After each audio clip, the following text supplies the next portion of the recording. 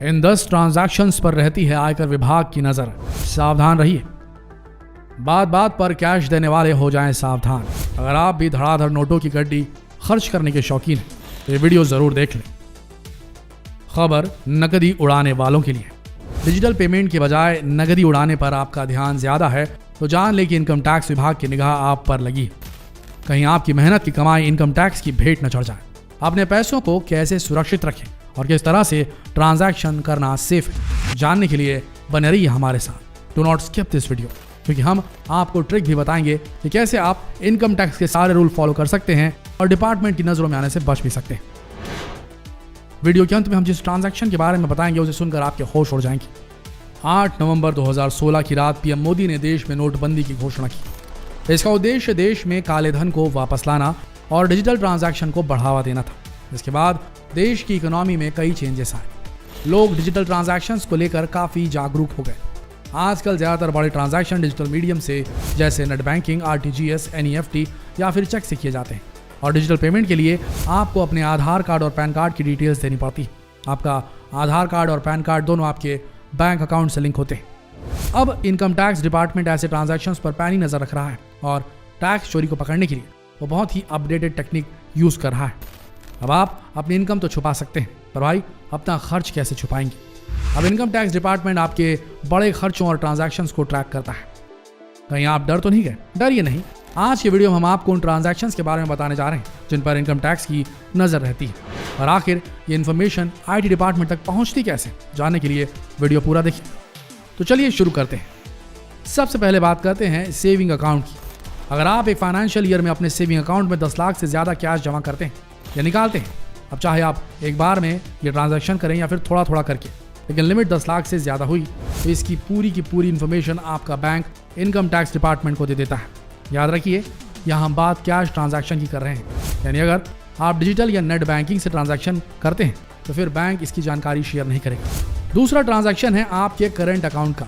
ये बिल्कुल saving account की तरह ही है, पर यहाँ लिमिट 50 लाख है। मतलब अगर आप एक फाइनेंशियल ईयर में अपने अकाउंट से 50 लाख का कैश ट्रांजैक्शन करते हैं तो बैंक आपकी पूरी इन्फॉर्मेशन इनकम टैक्स डिपार्टमेंट को दे देगा। और यहाँ भी बात केवल कैश ट्रांजैक्शन की है, याद रहे। अब बात करते हैं FD यानी कि फिक्स डिपॉजिट की। एक साल में अगर आप एक बार या एक से अधिक बार में FD में 10 लाख रुपए या उससे अधिक जमा करते हैं तो बैंक को इसकी सूचना इनकम टैक्स डिपार्टमेंट को देनी होती है। यहाँ पर यह बात ध्यान देने वाली है कि FD में डिजिटल और कैश दोनों ट्रांजैक्शन के बारे में इनकम टैक्स डिपार्टमेंट को जानकारी रहती है। हाँ, अगर आपके पास पहले से FD थी और आपने उसको रिन्यू कराया है तो ये जानकारी बैंक शेयर नहीं करता। इसके बाद है आपके क्रेडिट कार्ड के बिल। तो अगर आपके क्रेडिट कार्ड का बिल एक फाइनेंशियल ईयर में 1 लाख से ज्यादा आता है और आप इसका पेमेंट कैश में करते हैं तो क्रेडिट कार्ड कंपनी या बैंक द्वारा इन्फॉर्मेशन IT डिपार्टमेंट तक पहुंच जाएगी। हाँ, पर अगर आप डिजिटल पेमेंट करते हैं तो आप बच सकते हैं, क्योंकि इस केस में ये लिमिट 10 लाख है। भाई शॉपिंग में जाने से पहले इस बात को याद जरूर कर लेना। आगे बढ़ते हैं। अब बात करते हैं डिमांड ड्राफ्ट की। अगर आपने एक फाइनेंशियल ईयर में किसी व्यक्ति का 10 लाख से अधिक का भुगतान डिमांड ड्राफ्ट से किया है, कैश देकर वो भी, और ऐसा करने के लिए आपको बैंक में अपना पैन कार्ड भी देना पड़ता है, पैन नंबर भी देना होता है। तो अगर ऐसा किया है आपने तो फौरन आपकी पूरी जानकारी IT डिपार्टमेंट में पहुंच जाती है।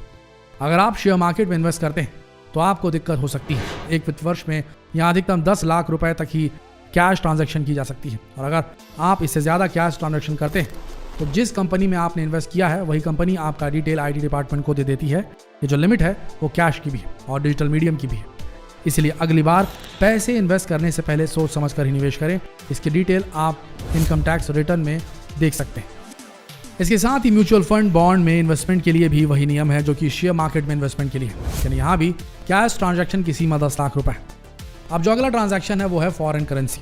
अगर आपने फाइनेंशियल ईयर में 10 लाख या उससे अधिक फॉरेन करेंसी खरीदी है तो इसकी जानकारी आपके फॉरेन एक्सचेंज डीलर द्वारा IT डिपार्टमेंट को दे दी जाती है। चलिए बढ़ते हैं अगले ट्रांजैक्शन की ओर, और यह है प्रॉपर्टी ट्रांजैक्शन।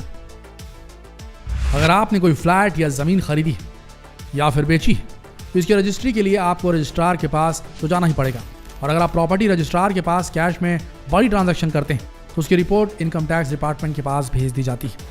अगर आप किसी 30 लाख या उससे अधिक की प्रॉपर्टी को कैश में खरीदते या बेचते हैं तो प्रॉपर्टी रजिस्ट्रार की तरफ से इसकी जानकारी सीधे IT ऑफिस पहुंच जाती है। अब हम आपको एक आइडिया देने जा रहे हैं जिससे आपकी बहुत बड़ी मदद हो सकती है। और अगली बार जब आप कोई प्रॉपर्टी खरीदेंगे तो हमें धन्यवाद जरूर कहेंगे। हमारे देश में ज़मीन की मार्केट वैल्यू अलग होती है और रजिस्ट्री वैल्यू अलग होती है। जैसे आपने 50 लाख की ज़मीन खरीदी और उसकी रजिस्ट्री में कीमत 28 लाख है, तो भाई आप IT डिपार्टमेंट से बच जाएंगे, क्योंकि ऐसे में आपकी कोई जानकारी शेयर नहीं की जाएगी। अब हम आपको जिस ट्रांजैक्शन के बारे में बताने जा रहे हैं उसे सुनकर कहीं आपके पैरों तले ज़मीन न खिसक जाए, क्योंकि ये ट्रांजैक्शन लगभग हम सब करते हैं, पर शायद हमने कभी इस बात पर ध्यान नहीं दिया। ये ट्रांजैक्शन लगभग हर वस्तु या सेवा के ऊपर लागू होता है। अगर आपने किसी भी चीज़ को खरीदने के लिए 2 लाख या उससे अधिक का कैश ट्रांजैक्शन किया है, तो इसकी इन्फॉर्मेशन कंसर्न पर्सन के द्वारा IT डिपार्टमेंट को दी जाती है। जैसे अगर आपने 3 लाख के सोने की खरीदी की और आपने इसका कैश पेमेंट किया, तो आपका ज्वेलर इसकी जानकारी IT डिपार्टमेंट से शेयर कर सकता है। चौक गए ना? आप अक्सर सोचते होंगे कि हम तो लाख कोशिश करते हैं कि पैसा बचाया जाए, पर जाने कैसे इनकम टैक्स वालों को सब पता चल जाता है। तो भाई अब इनकम टैक्स डिपार्टमेंट स्मार्ट हो गया है। अब वो ये नहीं देखता कि आपने कितना कमाया, वो ये देखता है कि आपने कितना खर्च किया। अब भाई जब कमाया होगा तभी तो खर्च करेंगे ना। चलिए अब आपको ये भी बता देते हैं कि इनकम टैक्स डिपार्टमेंट इस तरह के केस में क्या कदम उठाता है। जैसे ही ऐसे किसी ट्रांजैक्शन की इन्फॉर्मेशन IT ऑफिस पहुंचती है, वो आपका इनकम टैक्स रिटर्न का रिकॉर्ड चेक करने लगते हैं, और अगर आपने इनकम टैक्स रिटर्न नहीं भरा तो इसका मतलब है कि आपकी इनकम 2.5 लाख से कम है। फिर आप इतने बड़े खर्च कैसे कर सकते हैं? ऐसे में आपको नोटिस आ जाता है, और अगर ITR में दी गई आपकी इनकम आपके खर्चों से जस्टिफाई नहीं होती तो भी आपको नोटिस भेज दिया जाता है, जिसका जवाब आपको देना पड़ता है। वैसे आप कुछ हद तक इसको कंट्रोल कर सकते हैं। कैसे? ज़्यादा से ज़्यादा डिजिटल ट्रांजैक्शन कीजिए। आप जितना कम कैश ट्रांजैक्शन करेंगे, इनकम टैक्स की रडार से उतना ही ज़्यादा बचे रहेंगे। और ये भी समझ लीजिए कि आप बच नहीं सकते। अगर आप कैश ट्रांजैक्शन करते हैं तो आप बच नहीं सकते। और भैया किसी भी हालत में अपना इनकम टैक्स पटा दीजिए, और पटाना ही चाहिए हर नागरिक को, क्योंकि इसी इनकम टैक्स की मदद से हमारा देश डेवलप कर पाता है। तो वो लोग जो कमाते करोड़ों में हैं और इनकम टैक्स नहीं भरते, उन सब के लिए ये बड़ी बड़ी खबर है। तो भैया अपना इनकम टैक्स भर लीजिए। अगर नहीं भरेंगे और सोचेंगे कि हम बचते रहेंगे, शॉर्टकट खोजेंगे, तो शॉर्टकट नहीं मिलेगा, सीधा लॉन्ग कट हो जाएगा आपका, और आपके ऊपर IT डिपार्टमेंट सीधा कार्रवाई करेगा। तो बड़ी कार्रवाई से बचने के लिए छोटा इनकम टैक्स पे करना ना भूलिए।